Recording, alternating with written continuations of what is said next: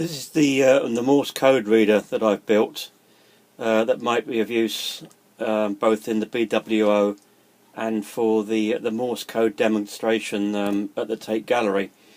It takes inputs from either a key, a straight key, or it will read off the air via a microphone in the back. Where is it? Just there. And also it will take line in, but at the moment I've configured it for line out, so we can put an extension speaker and amplify the sound out from that. So at the moment it's set to have, it knows the speaker's on, and it'll take an input from the keyer. This is the Win key, which I've got a couple of, which you can use with a paddle. At the moment it's powered up via a USB port, but you can actually put a battery in it if necessary, and it's got some memories in, so I've set a memory up already, so if I press the memory you should be able to read what it's saying straight away.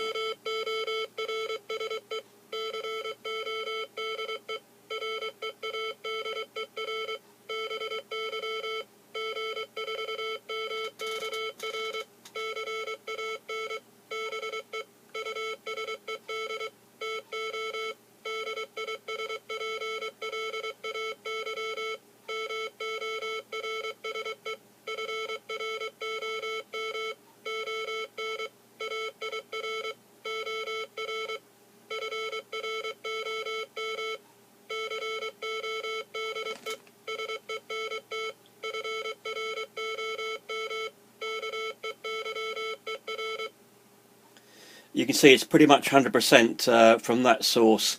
It also, as I say, reads it off the air, and if I reset and turn the speaker off and turn the microphone on, I can read from the flex, if I can find a signal, of course.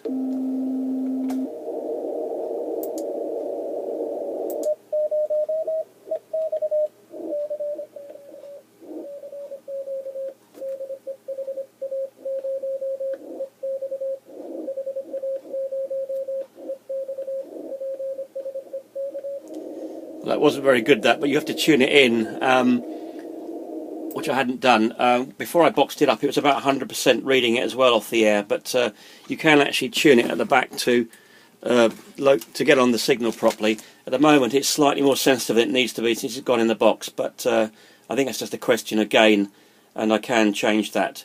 But it seems to do the job anyway, and I think it will work okay.